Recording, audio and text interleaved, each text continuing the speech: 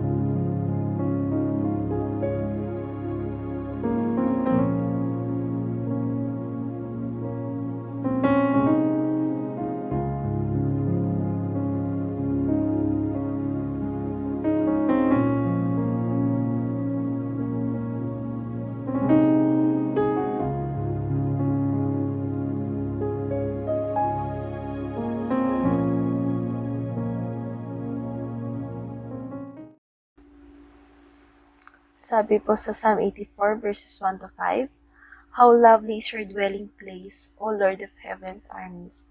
I long, yes, I faint with the longing to enter the courts of the Lord.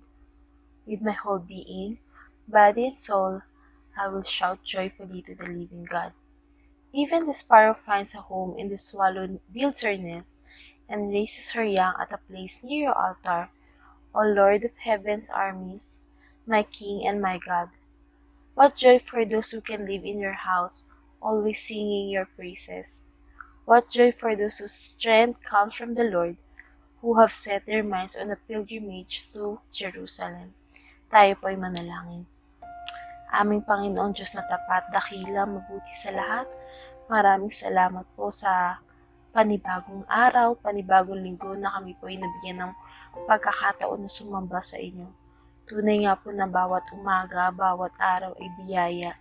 Kaya ngayon po kami ay handa, sumamba, magpasalamat, awitan ka Lord. Ikaw po yung patuloy naming maitaas sa araw nito. Maraming salamat po sa dakila mong pag-ibig. Ito po yung aming panalangin sa pangalan ni Jesus. Amen.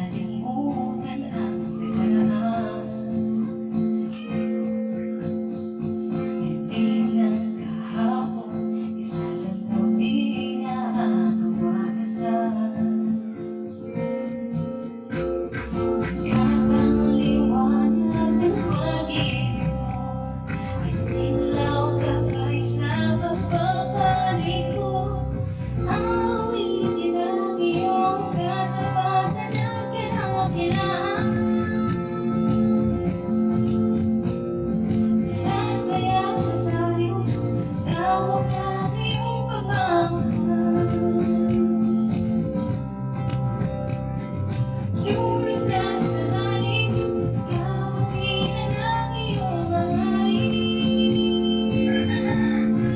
Ang lahat ng iyong mga anak, nagbabalik sa'yo, Ama.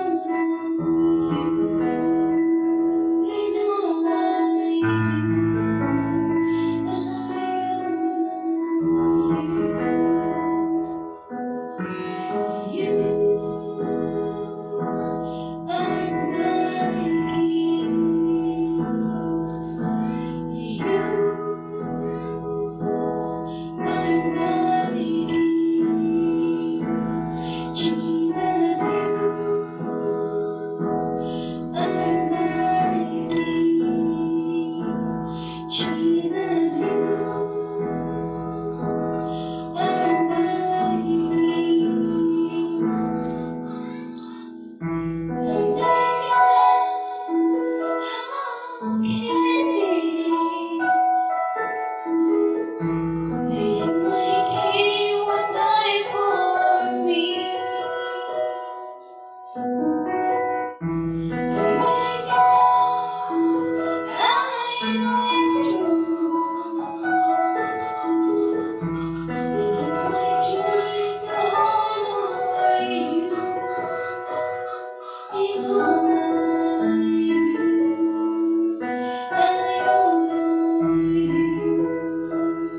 in all I do.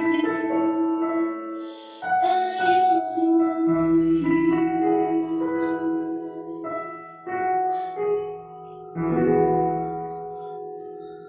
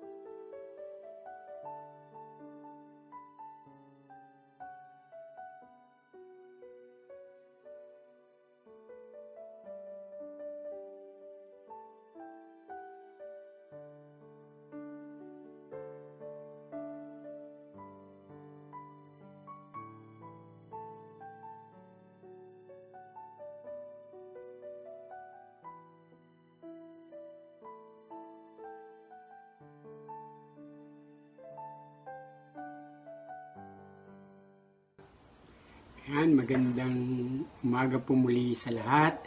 Nagpupuri, nagpapasalamat tayo sa Panginoon sa patuloy na pagpapala at pag-iingat niya sa ating buhay. Nagpapasalamat tayo sapagkat dakila ang araw na ito. Tayo po muli ay sama-sama, sasamba, magpupuri, magpapasalamat sa kabutihan ng Diyos sa ating buhay.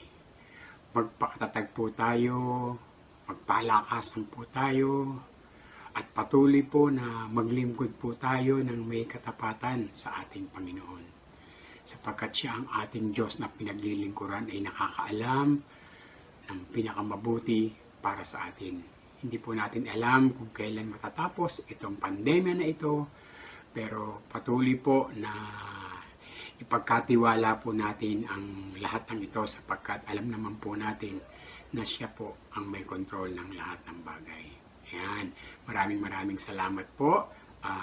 Pamagat po ng ating pag-uusapan ngayong umaga ay ang katangian ng taong may pananampalataya. At ito po ay mababasa natin sa Gawa 27 verse 21 hanggang 28. Ito po ang sinasabi. Dahil sa matagal nang hindi kumakain ang mga nasa barko, tumayo si Pablo at nagsalita, "Mga kasama, kung nakinig lamang kayo sa akin at hindi tayo umalis sa Kreta, hindi sana natin inabot ang ganitong pinsala. Ito ngayon ang payo ko. Lakasan nyo ang inyong loob sapagkat walang mamamatay isa man sa inyo. Kaya nga lamang, mawawasak ang barko. Nagpakita sa akin kagabi ang isang anghel ng Diyos, ang Diyos na nagmay-ari sa akin at siya kong pinaglilingkuran.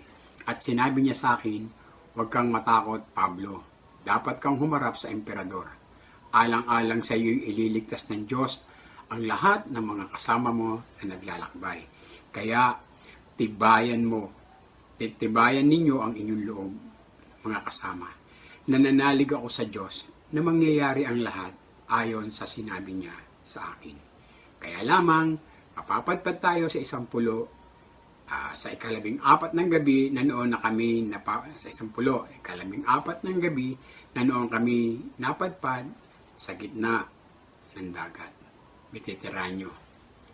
Nang maghahating gabi na, napuna ng mga mandaragat na nalalapit na kami sa pampang, gamit ang isang panaling may pabigat sa dulo. Sinukat nila ang lalim ng tubig at nakitang may 40 metro ito. Pagsulong pa nila ng bahagya, ay muli nilang sinukat at nakitang may 30 metro na lamang. Bago po tayo magpatuloy sa ating mensahe, tayo po munang lahat ay manalangin, atin pong ipagkatiwala sa Panginoon ang lahat ng ating pag-uusapan ngayong umaga. Let's pray po. Panginoon, maraming salamat, Lord, sa iyong kabutihan, sa iyong katapatan, sa iyong pag-ibig. Salamat, Lord, sa bawat sandali ng aming buhay, Panginoon. Kasama po namin kayo kahit kailan, Panginoon. Hindi mo po kami pinababayaan. Panginoon, maraming salamat po. Pagpalain mo, Lord, ang mensahe na aming maririnig ngayong umaga.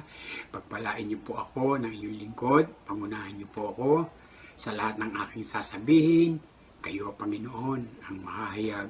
Kayo, Panginoon, ang maitataas. Kaya muli, maraming salamat po. Ito po aming samot dalangin na may pasasalamat sa pangalan ni Jesus. Amen. Ayan, magandang umaga po muli, no? Ngayon po ating pag-uusapan ang patungkol sa pananampalataya. Faith. Napakahalaga po ng ating pag-uusapan ngayong umaga. Ano ba ang kahulugan ng faith? What is the meaning of faith? Sabi po sa Hebrew 11:1, sabi po dito, now faith is confidence in what we hope for and assurance about that we do not see. Tayo'y may pananalig kung nagtitiwala tayo na mangyayari ang mga inaasahan natin at naniniwala po tayo sa mga bagay na hindi po nakikita. Dalawang salita po nagpapahayag ng pananampalataya. Una, katiyakan. Pangalawa, kasiguraduhan. Una, nakatitiyak po tayo sa pangako ng Diyos na kapag sinabi niya, ito po ay mangyayari. Pangalawa, kasiguraduhan. Naniniwala tayo, bagamat hindi natin nakikita, tutuparin niya ang pangako niya sa atin. Meron po tayong 3 uri ng faith. Ang unang faith ay yung saving faith. Ito po yung nagliligtas na pananampalataya. Nanalig ka, tinanggap mo si Kristo bilang Panginoon, tagapagligtas ng iyong buhay. Si Jesus ay namatay sa 3 araw. Siya ay nabuhay namang muli, umakyat sa langit, at siya po ay muling babalik. Sabi po sa Efeso 2:8 and 9, dahil sa kagandahang loob ng Diyos ay naligtas kayo sa pamamagitan ng inyong pananalig kay Kristo, at ang kaligtasang ito'y kaloob ng Diyos, hindi mula sa inyo. Hindi ito dahil sa mga gawa, kaya wala pong dapat ipagmalaki ang sinuman. That is saving faith. Yun po yung unang faith. Ang ikalawang faith po, the part of faith. Sabi po sa 1 Timothy 4:1, the Spirit clearly says that in a latter times, some will abandon the faith and follow deceiving spirit and things taught by demons. Maliwanag po ang sinasabi dito ng Espiritu. Sa huling panahon, iiwan ng ilan yung pananampalataya at susundin nila yung mandarayang espiritu, yung mga aral ng Diablo.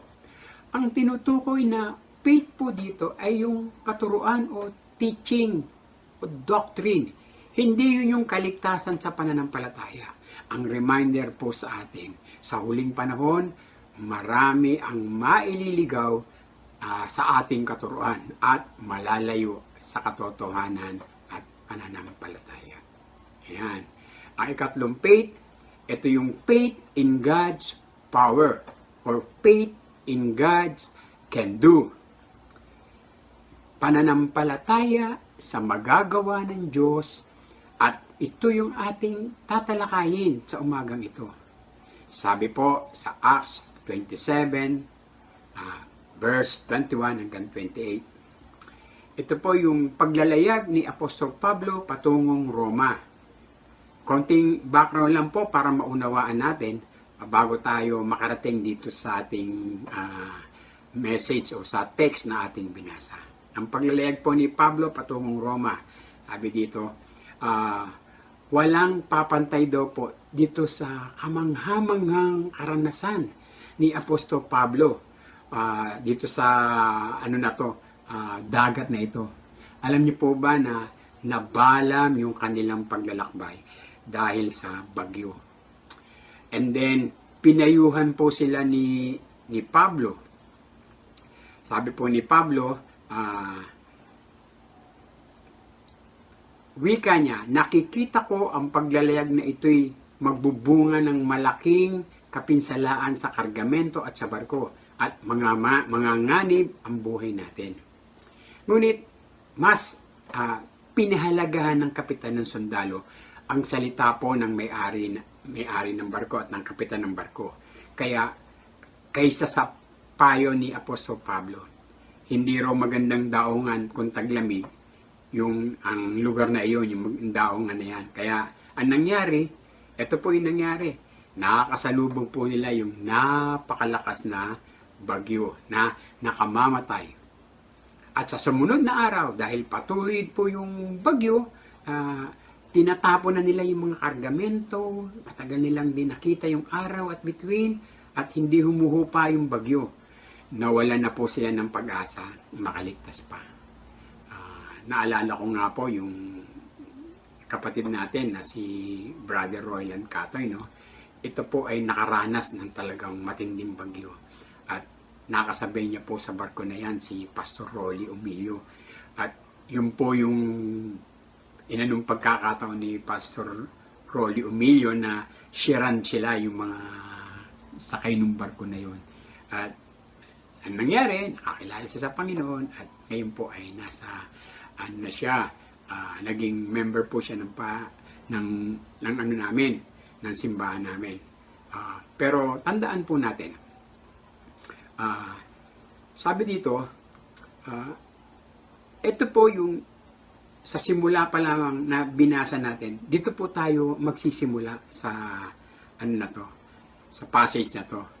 Yung pamagat po ng ating pag-uusapan ay ang katangian ng taong may pananampalataya. Una, yung taong may pananampalataya, ito po ay nagpapalakas ng loob ng iba.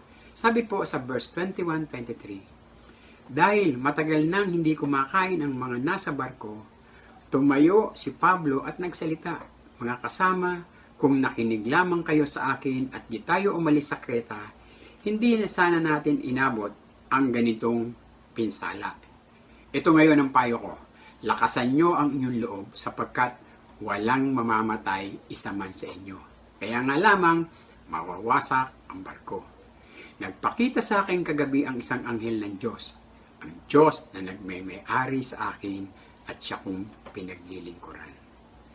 Ang katangian ng isang taong may pananampalataya ay nagpapatotoo at nagpapalakas sa mga taong nawawalan po ng pag-asa.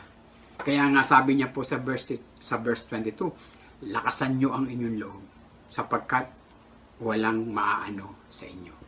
Sa verse 23, sabi niya, nagpakita sa akin kagabi ang isang anghel ng Diyos, ang Diyos na sinasamba ko at pinaglilingkuran. Malakas ang loob ni Apostol Pablo sabihin ito sa harap ng mga taong walang pananalig sa Diyos. Nananampalataya siya na kapag sinabi ng Diyos, mangyayari. Ang kailangan lamang po, manalig ka.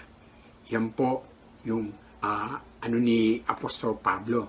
Talagang pag nakasama niyo po siya, hindi kayo manghihina. Talagang napakalakas ng kanyang pananampalataya. Nais ko pong sa inyo yung isang istorya rin sa Bible. Dalawang uri ng tao na nangangailangan ng kagalingan. Ito po ay makikita natin sa Marcos 5:21-34. Hindi ko na po siya babasahin. Ito po ay dalawang uri ng tao nangangailangan ng kagalingan. Si Jairus, isang mayamang mataas na opisyal, ang anak niya ay mayroon pong malubhang sakit. Mas nauna siyang lumapit sa Panginoon. At isang babaeng mahirap. Yung kwento po nung babaeng dinudugo sa loob ng 12 years. Hindi ko po malaman kung paano pa nabuhay itong babae nito eh. Imagine niyo po 12 years na siyang dinudugo. Samantalang yung ibang naririnig ko na mga babae, kapag 5 days na yung, o 1 week na yung kanilang monthly period, talagang nagrereklamo na sila. Talagang sobrang hirap. Talagang yun yung mga nila, hinaing nila.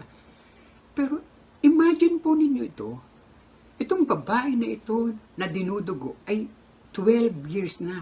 Kaya nga sabi dito, naubos na yung kanyang kayamanan, yung mga ari-arian niya sa kakapagamot. Naibayan niya na lahat sa doktor yung pera niya.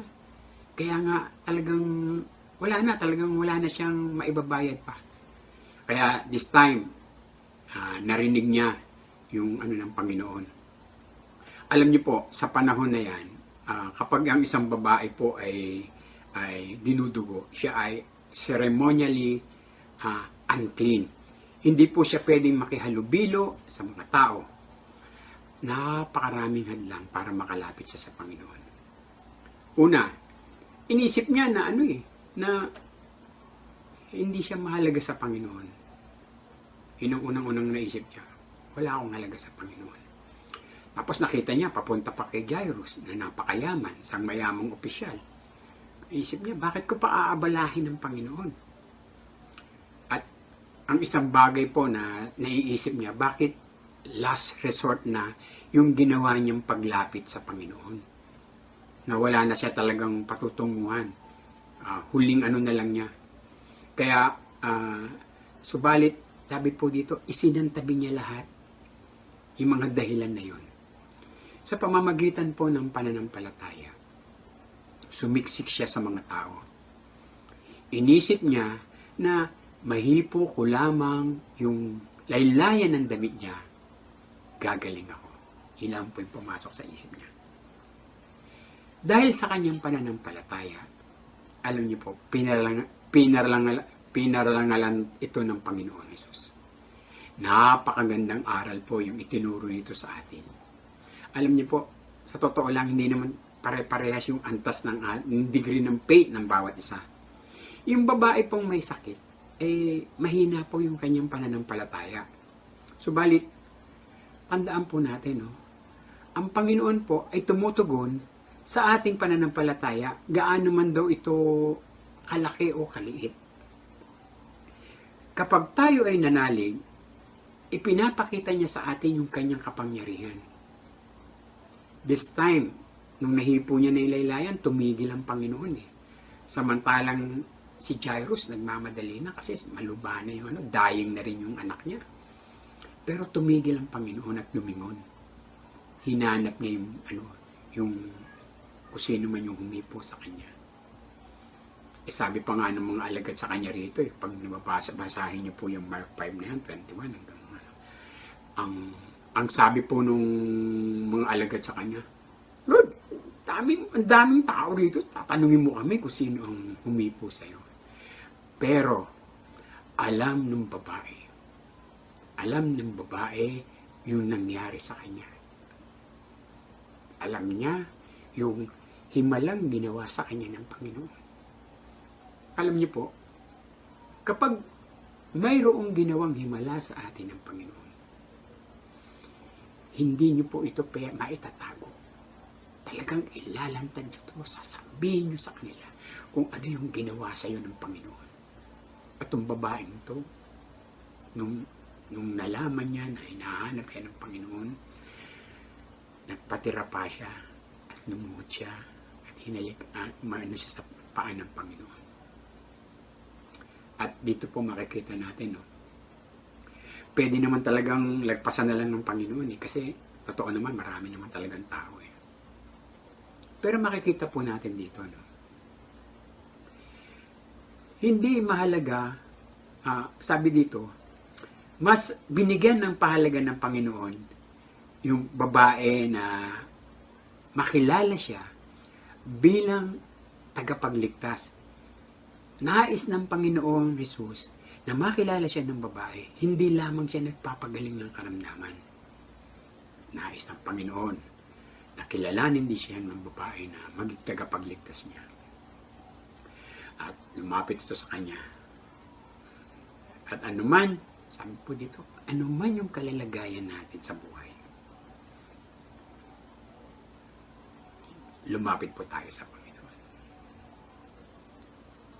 Ngayon po, maraming tao ang lumalapit at tumihipo sa Panginoon. Subalit, hindi po sila nakakaranas ng himala. Bakit po? Sapagkat kulang sila o wala silang pananampalataya. Si Apostol Pablo, marami ring hadlang para mailapit niya yung mga tao sa Panginoon para manampalataya. At totoo lang, mas malaki po yung yung hinaharap na problema ni Apostol Pablo ng time na yan. Dahil dun sa kanyang pagdadalan, hahatulan na siya ng kamatayan.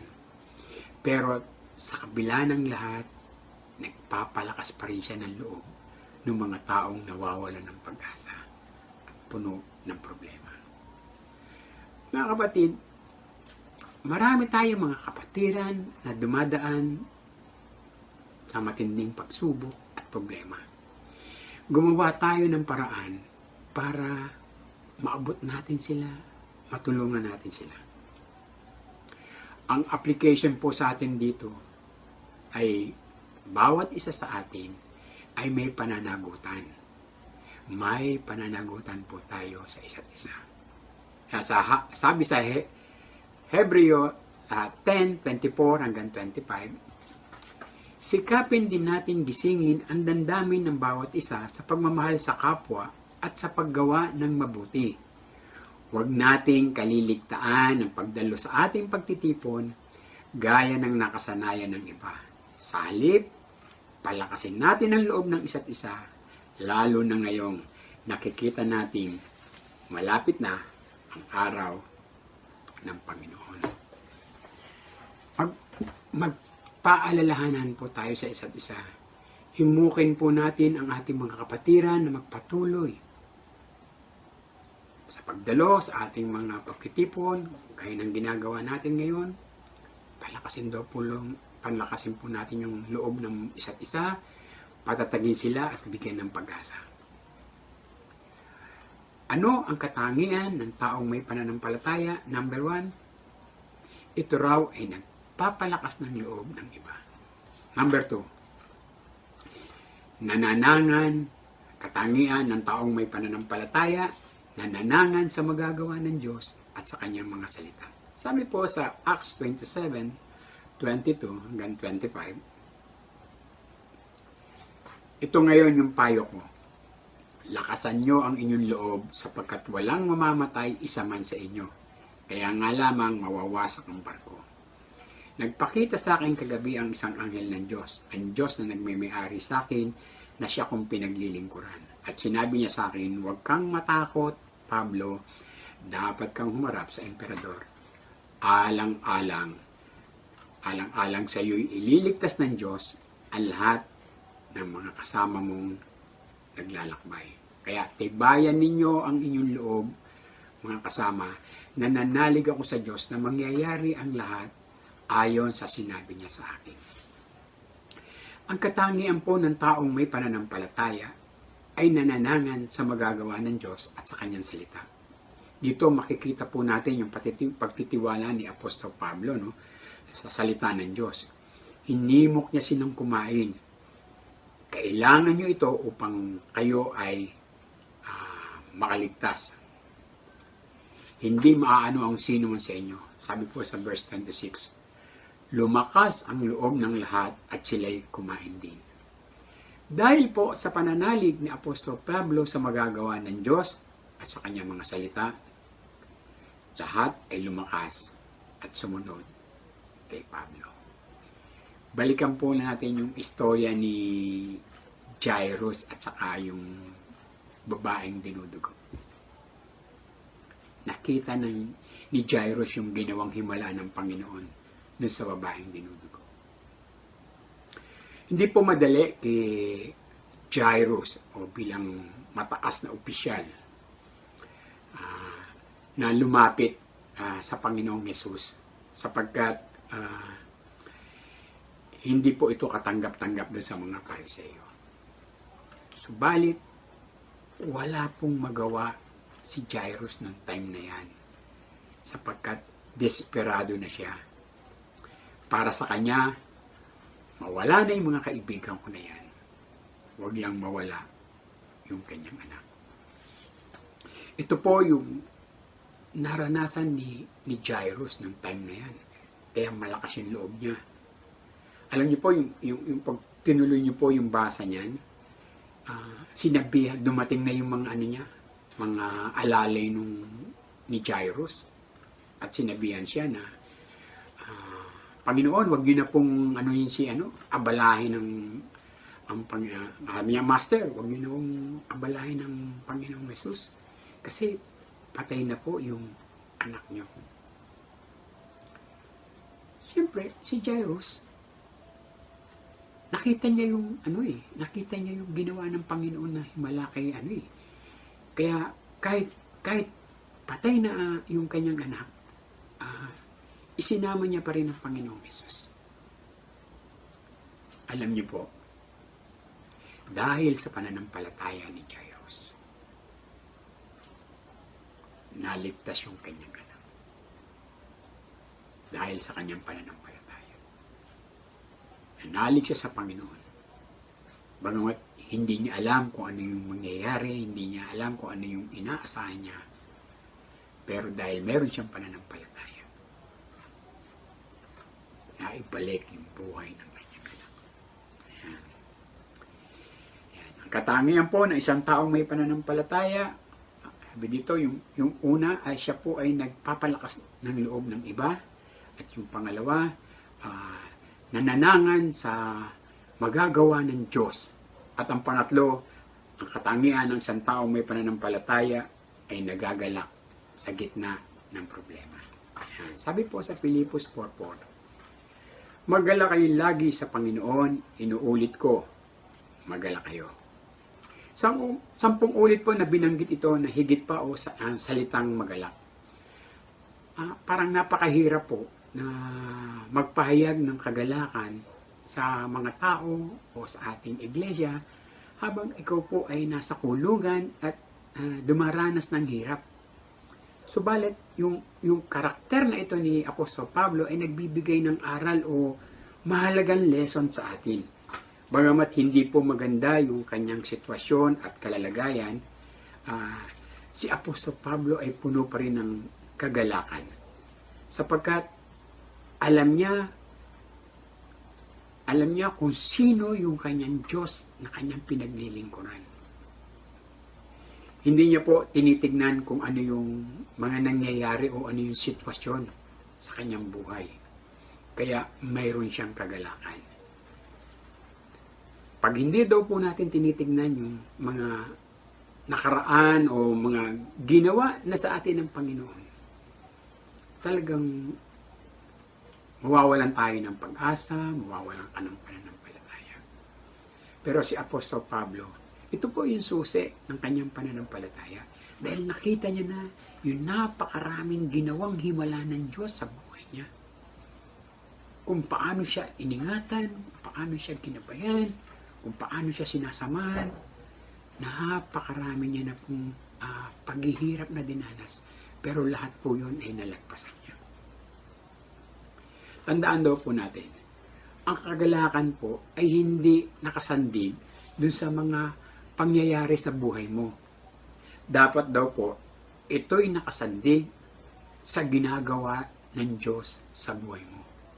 At dahil sa maraming ginawang himala si Pablo sa tulong ng Panginoon, dahil sa kanyang pananampalataya, alam niyo po, lumaganap yung mabuting balita sa lugar na kung saan sila ay itinapon ng bagyo. Dahil dito, lumaganap ang mabuting balita ng kaligtasan, dumaloy yung pagpapala. Sabi po sa verse 10, pinarangalan nila kami sa iba't ibang paraan at binigyan ng lahat ng kailangan sa paglalakbay nung kami papaalis na. Mga kapatid, sa pananampalataya ni Apostol Pablo, alam niyo po ba na 3 buwan sila dun sa lugar na yun. At lahat ng kanilang pangangailangan, lahat ng mga gamit na kailangan nila sa kanilang paglalayag, ito po ay ibinigay sa kanila. Pinadala sa kanila. Sa ating pong pagtatapos, anong area sa buhay mo ang kailangan para makita yung katangian ng isang taong may pananampalataya? Nagpapalakas ka ba sa iba? Nananangan ka ba sa magagawa ng Diyos sa kanyang salita? Nagbabasa ka ba ng Bible, nananalangin, at nagbubulay-bulay?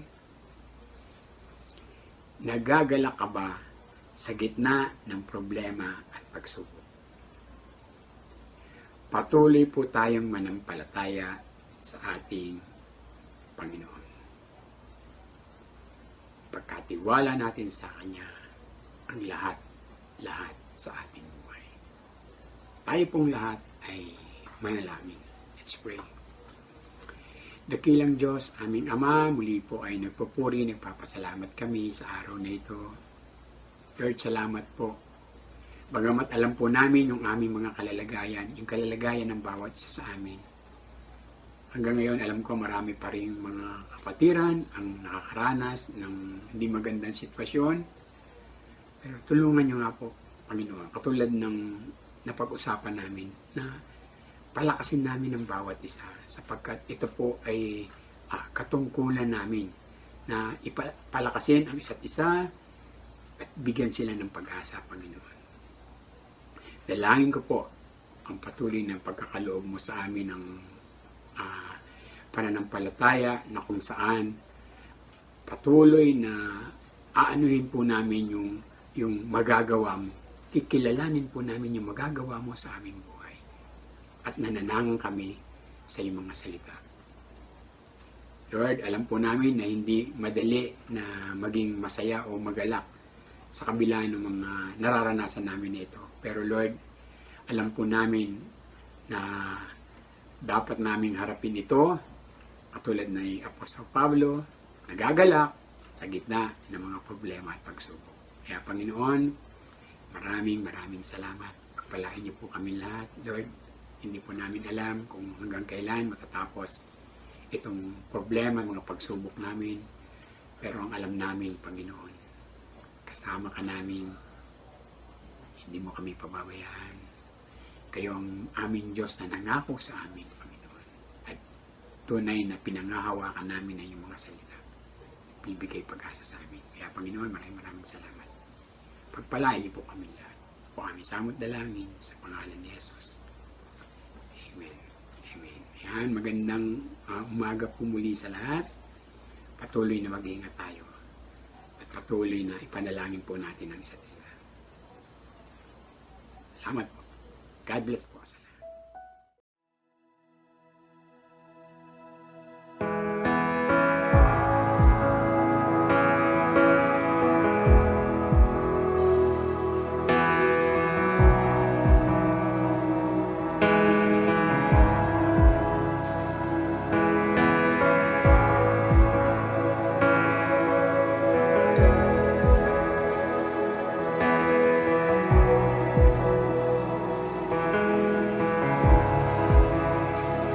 You are here, moving in our midst.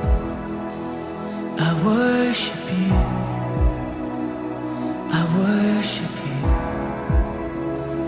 You are here, working in this place. I worship you,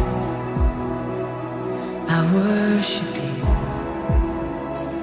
You are here, moving in our midst. I worship you,